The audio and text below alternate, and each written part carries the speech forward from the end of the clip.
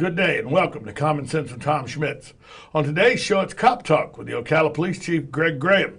The Chief, again, isn't with us today, but he sent a very interesting replacement, Sergeant Lenny Uptagraft. Sergeant Uptagraft is a member of the SWAT team and is also with the department's professional standards. I'll talk with Sergeant Uptagraft about what it's like to be a member of the SWAT team and a member of professional standards all at the same time. But first, in case you missed it, it's brought to you by the Riley Arts Center of Ocala, the premier performing arts center in our area with concert events, dance events, and comedy events. The Riley has something for everyone. Get all the month's laughs in before Monday gets you. Your host, me, will be joined by nationally recognized comedians on Sunday, May 27th, 7:30 start. Don't miss featured comedian Doug Canny and headliner Danny Johnson as they take to the stage for a night of laughs.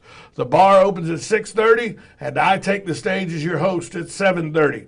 For more information on this show or any upcoming event at the Riley Arts Center, go to RileyArtsCenter.com for an up-to-the-moment calendar of events. A Ford F-150 crashed through the front doors of the AT&T store on Southwest College Road in Ocala, causing minor injuries to 3 people that were involved, 2 of them customers. The 87-year-old man driving the truck apparently had a medical issue, according to the Ocala Police Department.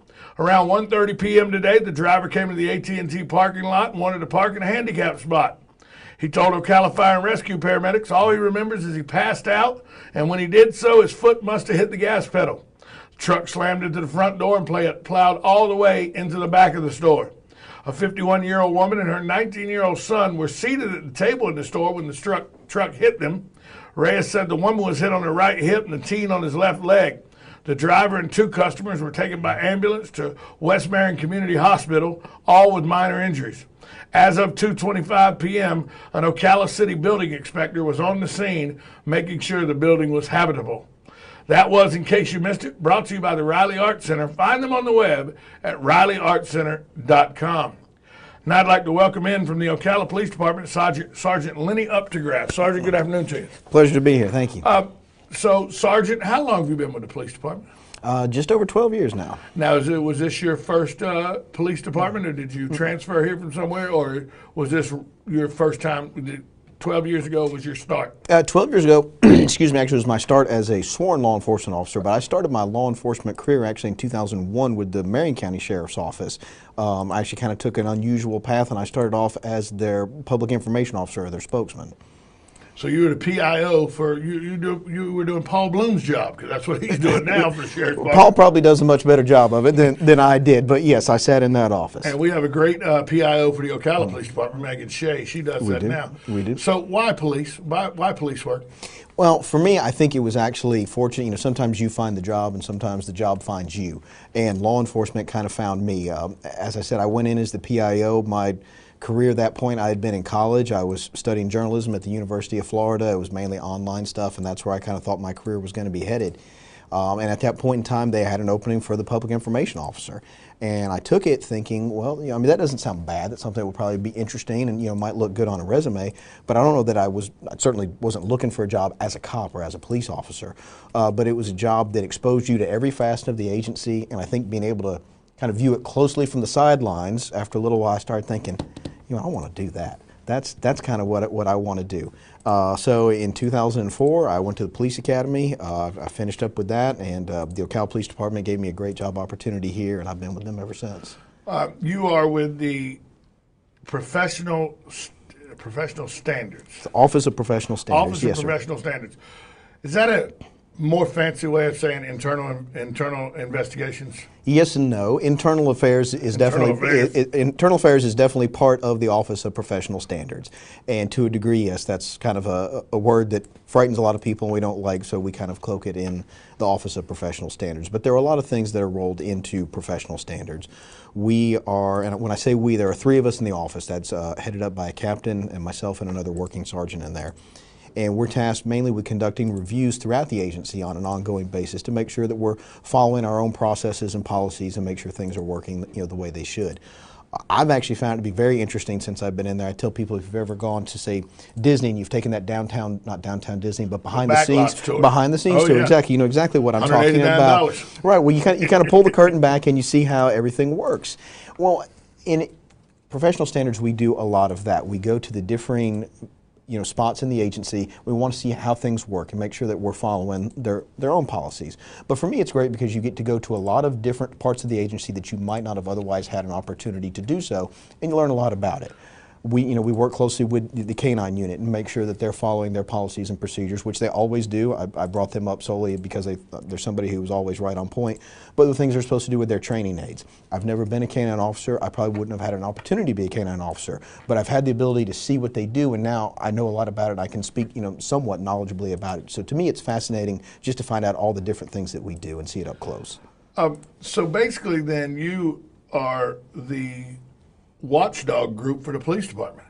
You oversee to make sure everybody's up on their training.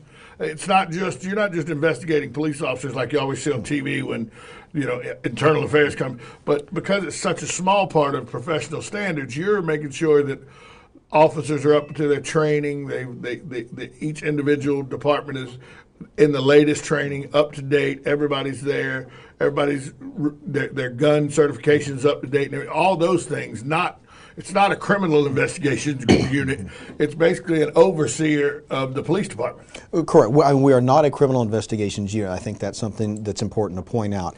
If there is some sort of allegation of criminal wrongdoing on the part of an officer with our agency, either someone from the criminal section of our agency, major crimes or criminal investigations unit would handle that, or we might even send that out to another agency. That's not something that we would handle in professional standards. When we're doing what would be considered an internal investigation, there are things that are set forth in statute that protect the officer to a certain degree as to how we have to conduct those investigations.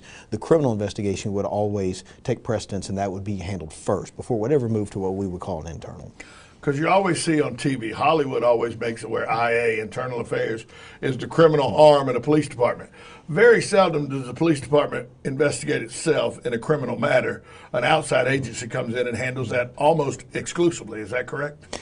I would say, I might be hard pressed to put a percentage on it, but yes, if it's a very high profile, case of something large scale, certainly we can rely on FDLE, or we might ask, the Marion County Sheriff's Office to take a look at something, for us, just to remove that air of, potential impropriety, to have somebody from outside the agency look in.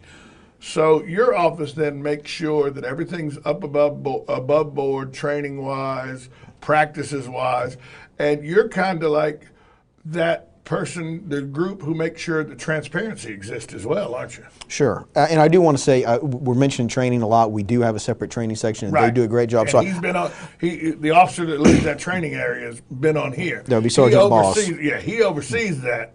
Right. And then y'all, in concert with him, look at things sure, that he's doing. I didn't want to take any credit for anything that he does, because I know that he works very hard at that. But we do simple things like fiscal audits. There's obviously money that flows through the police department and different investigative funds to make sure that we're following our processes. Those monies are being handed out in the manner that they're supposed to be. We just go behind it and check on things. Let's talk for a minute though about the cool thing you do, because that's I think everything I do is cool. But to the average person, when I said you were part of the SWAT team, so people's ears perked up, because that means you get to put on the cool tactical gear, and you get to rappel down buildings with machine guns, and you race into situations, you throw flash bombs, and you storm buildings, and you throw people to the ground, and you arrest people, and you take huge amounts of drugs off the street. Because that's what TV says you do. You made it all sound pretty good. I got to tell you, it wasn't a bad little script that you had going there. That's what TV says SWAT is. Well, TV says a lot of things about a lot of other jobs too. I found this to be fascinating day when he said you were on SWAT and you were in professional standards. Well, that's two different departments. How's that possible? The Ocala Police Department, you wear a couple different hats, don't you? Yes, I kind of have a closet full of hats, but yeah, we're considered a collateral duty team or a part-time team, and that the officers who are assigned to SWAT, and I say officers because they could come from officers, detectives, agents, varying different branches of the agency, but those of us who are assigned to SWAT, we all have a primary job that is not SWAT. Whatever it is, whether you're working patrol, whether you're a school resource officer, we have those on the team, whether you're in investigations, whether you're a K-9 officer, whatever that may be, that is your prime job, and you should be excellent at whatever whatever that job is. But above and beyond that, excuse me, that comes your SWAT duties. There's ancillary training that's on top of that. We have monthly training days that we're expected to make, and then of course we're responsible for call-outs, and we also serve high-risk search warrants. The majority of those would be for the drug unit, which is a city-county combined effort, but we can also serve other search warrants if they're deemed to be of a high-risk nature if they're in some sort of criminal event. So we do a lot of work that's on top of and beyond whatever the officer's normal job function is. So you can run into officers throughout all areas of the agency who may be on SWAT. I found it interesting that what you said is K-9, traffic, SRO, detectives, professional standards. Yes. All very different departments, all with SWAT members. Yes. I was that to me, because that is not what the normal public thinks about SWAT. We think, I think, and I'm speaking for the public, but I think of guys that ride around in that tactical van with SWAT, real big letters on the side of it. Right. You're always in your tactical gear, and if you're not at a call out for a abduction or a drug raid or something, then you're back repelling buildings and doing training constantly. That's not anywhere near the truth, is what you're saying. Not for us. There are some very, very large cities throughout the U.S. that maintain full-time teams. And when I say teams, really to have a full-time SWAT team, you would have to have multiple full-time teams. Because at any given time, one team is on duty, another team is training, another team is resting. Because City of Jacksonville has a SWAT unit. They do. Right. They do. I'm not sure. It's been a while since I've spoken to any of their folks. If they're full-time, I know big cities, Houston, Dallas. I know Atlanta has a full-time. The city of Atlanta, Metro Atlanta, they have the Fulton County Right. and DeKalb County and the city of Atlanta all have full-time. I have a friend of mine that's captain on the SWAT team in Atlanta. Okay. And that's why my understanding of SWAT was him, but he's in a city of 9 million people. Exactly. Yeah, it's a big investment of time, resources, manpower, money to have a full-time, and like I say, teams. It's multiple teams that you have to have. You have to have a tremendous amount of manpower to have a full-time team. To a certain degree, I think we're fortunate to live in Marion County, where I don't know that we really need that to expend that much. That the Ocala is not that dangerous or that high level of a community where you have to have that. When you talk about SWAT, you said each individual has their individual job, that like the K-9 officer, that's his primary job, SWAT's his secondary, but he still has to do the training. He or she still has to do the training. Sure. But now, does each individual member of the SWAT team have a specialty on that team that they're assigned to do? Sure. SWAT team's broken down into several different subunits or elements that we would call them. You have your entry team or your entry element, which would be pretty much what the name implies. This is going to be the team that's tasked with entering a building and clearing that and making contact with the people who are inside. Perimeter team, again, as the name implies, they will secure the perimeter around that building. They're tasked with that. I happen to be the sniper team leader. There are 4 of us in total, so we have two-person teams, operate always in teams as sniper observer or sniper spotter teams. And then we also have a logistics section, beans and bullets. Somebody's got to drive the vehicles, make sure that we've got batteries, take care of our equipment.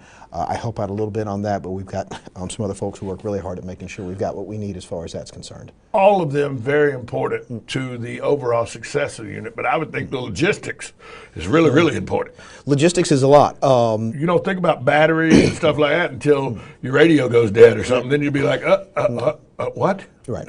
Batteries and bullets and flashbangs and making sure there's gas in the vehicles, and there's really a lot to be done in logistics. And I think sometimes folks who don't have familiarity with SWAT, they hear you talk about the other things, entry and perimeter and sniper, man, that sounds awesome. And logistics, there's a lot of work there. It's very, very important work. It's actually crucial to support the team. I would think logistics for crucialness before you get somewhere, to make sure you have all the equipment you need, everything's working and everything, that would be of the utmost importance. Yes, and it's an ongoing, the equipment obviously, it has to be maintained, things have to be charged up, in good working order, oiled, cleaned, whatever the case may be. Can't do your job if your equipment's not working. Correct. Well, you talked about earlier, ain't technology great?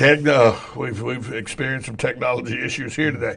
And it's once on the scene, it's not the place to learn that your equipment's not working. That's correct, yes sir. You're behind the curve at that point. So now, people don't really understand sometimes when you see these larger events, Light Up Ocala and the Christmas parade, or when Paul Ryan came here, when he came here to speak on the square and stuff, we see people up on buildings. you're talking about that's some of the assignments you do as a sniper team leader. Yes, sir. That's some of, because people always say, "Are we really that safe when we're at these big events?" And I always say, "Look up on the rooftops. You don't understand how safe you really are." Well, I appreciate the vote of confidence. You know, I mean, but you're right. We do a lot of work in that, and certainly that's where the observation skills really come into play there. Sniper's first job is always going to be to observe and to report. We're really the eyes and ears of the team, and specifically our team commander, Lieutenant John Bianco. He's been on the team a long, long time. He does a great job, and my job is to make sure I'm funneling as much information to him at all times, so he has a good idea of what's going on. You're kind of like the guys that are up on top of the track at a NASCAR race. You're a spotter. Yes. You just happen to be also armed real well, so you can take out a threat if you need to. There's that part too. But no, the spotter is a great analogy, because that really is what we're doing. And not only, especially at something like Light Up Ocala, where you've got a lot of people down there, not only in communication with my SWAT commander, but also the other officers that we've got on the ground. We may be able to see a problem that's forming, a fight that's about to break out or something that's a half a block away from where an officer may be standing, but hey, you need to start heading this way because I can see a problem. There's something boiling over there. You need to head that way. Yes, sir. And I think that's some of the things people don't think about. That, you know, we always think about SWAT enters, kicks in doors, arrest people on drug things like that whole intro I gave you. You said that sounded pretty cool, but the ancillary things you do, like working as a spotter during Light Up Ocala, helping and assisting and serving search warrants with the group effort of drug Yes, prevention here between the sheriff's department and you guys and all. I think that's some of the stuff that people don't really understand that is of just as prime importance as it is you going in and taking out somebody that's holding a hostage or anything like that. Sure. Yeah, I mean, that's part and parcel of the job. I think you understand when you come on SWAT, or at least you should understand when you come on SWAT, that you're going to spend a lot of time away from your family and major events. You're going to be tasked out. Probably as long as I'm on SWAT, I'm not going to attend Light Up Ocala and with the family walking around having a beverage. Right. And I'm fine with that. I mean, I made my choice. I'm very proud and very happy to be on SWAT, and that's what we do. But everybody who is on that team realizes that they're going to be tasked out in all of these different situations. That's how we serve. That's what we do. Now, to become part of SWAT, is that something you apply for? Is it something that the people have watched you, they've watched your experience, they've watched how you progressed as a police officer, and they come to you and say, hey, we're interested in seeing about you being part of the SWAT team if you're interested. Is that how it works, or is it something you apply for? You apply for it. It's a specialized position, just like any other specialized position at the agency, whether it's canine or traffic or whatever. It's a competitive process. There's a physical, arm to it, a physical fitness test. We're going to expect people to be able to excel on that. There's a shooting portion of it, and there's an interview portion of it. And the interview portion is part of it is semi like an oral board, if you will, but a lot of that is just actually reviewing that officer's body of work. Again, what is expected from you on SWAT is it's a secondary job, so whatever your primary job is, you need to be excellent at that. Don't come and tell me that you want to be on SWAT and then tell me that you're lowest in your patrol squad on stats and traffic stops. So the interview process is part of that. What's your body of work? What have you shown me at the police department since you've been here? Are you excellent at what you do already? Greg Graham would have never been on SWAT. Greg Graham's a great chief, and you're not going to hear whether you have these cameras on, off, anywhere I go. I just like won't poking hear the another bear word. every now and then. Right. You can poke the bear all you want. See now, like the deputy chief, I think would have been great at SWAT probably. Deputy Chief Balkin probably was great. He was on SWAT for a long time, and he was fantastic on SWAT. That much I know. See, I'm poking the bear again here. Okay. You poke at it. Then there's Greg Martin. Probably should never even be near a SWAT unit. Now, I went to high school with Greg, so we can really start poking the bear, if you want now. But no. Hey, Greg. No, I was going to take a shot. Yeah, when I came on SWAT, Greg Martin was my first team leader when I came on SWAT. Greg, I knew Greg was on SWAT. So people, Greg's a good guy and a good sport, by the way. Yes. How important is it, just as a police officer, to be in lockstep? Because you don't have to, the chief doesn't say you have to be in lockstep with him. He gives a set of directives, but I've yet to meet anyone that isn't in lockstep with the chief about this one directive, and it's transparency and communication with the community at large. Why is it everybody on the force, I know you're in lockstep with it, why is it that that seems to be so prevalent that that's not even a question? Everybody says, yep, the chief is right, and we all agree with that wholeheartedly. Communication and transparency. I don't think you're going to be able to be successful in law enforcement now, and I don't know if you ever could have been successful in law enforcement without having the community interaction. I can come into a neighborhood and I can be there for 5 minutes and I can try and solve your problems, but I'm there to help. But I can't help if I don't engage people and find out what's going on, what's the root of the problem, what's driving this, where's the information. So if I'm not communicating on an ongoing basis with the people that I'm expected to serve, we're not going to get very far. It's just like a waiter or waitress who comes to your table. If they're not asking you what you want and how they can help you, they're not really doing a very good job. They've got to communicate with you to find out how they can best serve you. And I don't think it's a whole lot different for us in the sworn side of things. Because a lot of people say that one of the best attributes of this police department is its ability to communicate with the community and its transparency. Because we've seen a lot of recently, in the past 4 or 5 years, we've seen a lot of trouble with communities at large and the police departments. And you've seen a lot of police officers put in harm's way and people in the public put in harm's way because of lack of communication, transparency. I think you're going to find that the 2 officers that were viciously killed just 1 county away will have a lot to do with the community at large didn't feel like that they had an open, or somebody didn't feel like they had an open communication with the police department. It was an animal that did that murder, and two officers lost their life senselessly while they were eating dinner. But in this day and age where it seems like, to me as John Q. Public, that your job is more dangerous than it's ever been, with the news media and the news cycles portraying, we're going to see something come out in Milwaukee in the very near future that's going to be a very bad video for the Milwaukee Police Department, according to the deputy chief of the police department of Milwaukee and the mayor of Milwaukee. But a lot of people are going to say, well, that's just cops all over the country. I don't hear that in this city. Is that just because I got my blinders and earmuffs on, or is that something because of the open communication and transparency that you don't face on a daily or weekly basis here as an officer? Well, I mean, I think we're all fortunate. Since I've been at the police department, I've been surrounded by good people, both the peers who I worked with on the road and the leadership that we've had above us. So I don't ever feel like we necessarily had a bad environment, or we're not allowing something like that to take root in our agency. There's been 1 or 2 officers that were bad officers that got summarily dismissed immediately upon finding out they were bad, but as a whole, it's a very good group of men and women. Sure. Law enforcement, no matter where you go, it's a human endeavor. So no one's perfect, and no hiring process is perfect. You are going to find people who are going to come in. There are bad people at every job. Who may not be perfect for the job, and as you said, they will get summarily dismissed. Organizationally speaking, you can go, not just law enforcement, you can go to business anywhere, and I think you start looking at what type of culture is this business having, or this corporation or organization, or whatever it may be. And there are some where they will build, or allowed to be built, some sort of environment there where bad things or inappropriate behavior can flourish. And I've never ever seen that here. And I think Hollywood, anyone? I think that is the biggest thing, that I've never seen that at the Ocala Police Department. That's never been allowed to take root. And you couldn't have said it better, environments where things are allowed to grow and progress. Hollywood, California, I'm just leaving it at that. So, what do you see, now you're 12 years in. Yes, sir. What have you seen in your 12 years that has been the 1 or 2 most influential or drastic changes to the city and your surroundings, and where do you see us going in the next 12 or 13 years that you're on the police force? Because I think this is going to be your only job. I think you're probably retiring from this. We'll see. Let's just make it to tomorrow, one day at a time. Biggest changes to the city, you mean?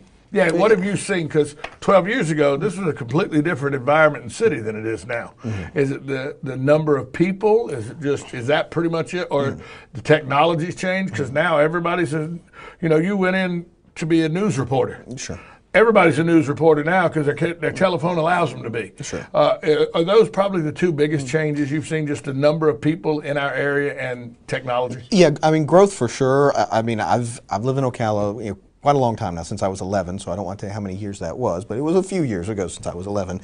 But yeah, I'm sure you've seen it too. Ocala has changed, immensely in that time. Yes. And places that I can point that used to be woods and now are shopping malls and whatever the case may be. So even in the 12 years since speaking that I've been, sworn law enforcement officer, same thing. I can look at places that were not population centers or didn't have, expanses of business on them 10, 12 years ago, and now they do. And that is an influx of people, it's an influx of activity and calls for service. So yeah, that brings a lot of, I hate to say business, but it brings more activity to the police department of what we've got to deal with. And I think the world itself has just changed. When speaking of social media, didn't really exist or was in its infancy when you think back to 2000, 2001 when I was first getting my start over at the Marion County Sheriff's Office. Sure, right. No iPhone. No Android. Yeah, right. Flip phones were the rage, and you texted by going, if you needed a C, hit the ABC button 3 times. Yes, I remember those. So, social media, you talked about earlier, the immediacy of the news cycle, I think that's changed things for everyone. Not just law enforcement, but, of course, everywhere. Technology been an advantage and a disadvantage at the same time for police now that it's exploded the way it has? Yeah, I think it's like anything else. Are you? It's a gender-specific statement, but it works best. I've always heard it say, are you manning the equipment or are you equipping to man? Okay, so if you just want to go, and I'm not saying that we do this, I'm just saying that as a general philosophy, if you just want to go buy equipment because you want to think this is great equipment and put people behind it, that may not be the best use of your resources. But where can technology help you? How can we best equip our officers to be able to go out there? And I've seen things that have gone leaps and bounds just with the laptops in the cars. The very first one I had was about 3 times thicker than that, and weighed about 20 pounds. Green screen and had the DOS with the little... Sure, and had about the computing power of your calculator on it, and things that we can do now much more rapidly, being able to use rapid ID scanners on the side of the road, something that was science fiction just 12, 15 years ago. So those types of things I think really advance our ability to do our job and to be successful at what we do. I've asked this a number of police officers at the police department. They all say the same thing, and I'm sure you'll say the same thing, but I'm going to ask you again. The advent of the cell phone, the smartphone, and the advent of everybody being able to video record everything constantly. Is that a thing that you worry about as a police officer? I'm not going to say that I worry about it. I got told a long time ago, and something that's always stuck with me, that if you teach somebody to do the right thing when nobody's looking, they'll do the right thing when everyone is. Okay, so if you're out there and you're doing your job in the correct fashion and you're doing it the correct way, it really doesn't matter to me or not whether or not I'm being recorded. Or my coworkers are, or whatever. But you do realize that sometimes I'm on camera now. Right. Right. And I just paused before I said what I said because I was cognizant that who knows how many people are watching this and I'm on camera. Let me think about what I say just a second. So I think there are times when you pause, not because you're necessarily going to do anything that's wrong, but you're obviously cognizant that there are probably people on all sides of you who have their phones up who might be waiting for you to say something foolish or fall down or, make the next YouTube clip that's going to make them famous. I think you said it perfectly, though, if you do your job right when nobody's looking, you'll do it right when everybody's looking, so you don't worry about it one way. The only people that have to worry about cameras are people that would do something that a camera would catch that they weren't supposed to be doing. Right. And that's what every officer with the police department said. They said, I don't worry about citizens with their cameras. Mm-hmm. As long as I'm doing my job, they can videotape everything you want. And sure. By the way, sometimes when they're videotaping what we're doing, it helps us solve crimes because of the things that are in the background and all that we see later. Oh, look, there's so-and-so. Yeah, sure. Sure. So all in all, the advancements that you've seen in 12 years have done nothing but enhance your ability to do your job. Yes, sir. Very good. Well, I hope you get many more years of success at this job if you so choose to. I appreciate it. And as always, I wish that every day when you go out, you return home safe. Thank you so much. Sergeant Lenny Uptagraft, thanks so much for coming. Yes, sir. Been a pleasure. And now to this day in history. This day in history is brought to you by the Ocala Golf Club. Call them for a tee time today at 352-401-6917. The Ocala Golf Club is located at 3130 East Silver Springs Boulevard, directly across from Carmichael's Tilted Kilt area on Silver Springs Boulevard, East Silver Springs Boulevard. If you want country club style golf at municipal prices, Jason Linhart and his staff at Ocala Golf Club offer just that for you. On this day in history, May 22nd, 1906, 3 years after they applied for the patent. Orville and Wilbur, easy for me to say, Orville and Wilbur Wright were finally granted a patent for their flying machine. It was patent number 821393. May 22nd, 1906, 3 years after originally applying for it, Orville and Wilbur Wright were granted a patent for their flying machine. You and I know it better as the airplane, but they received the patent for a flying machine on this date in 1906. I'd like to thank Sergeant Lenny Uptagraft of the Ocala Police Department for being our guest today, and for Joe Rothenberger pushing through, fighting through, and angrily getting through a show that just caused him nothing but headaches, and for Charlie, his intern, keeping him on the straight and narrow and helping him not have his head explode. I'm Tom Schmitz saying, have a great afternoon, everyone.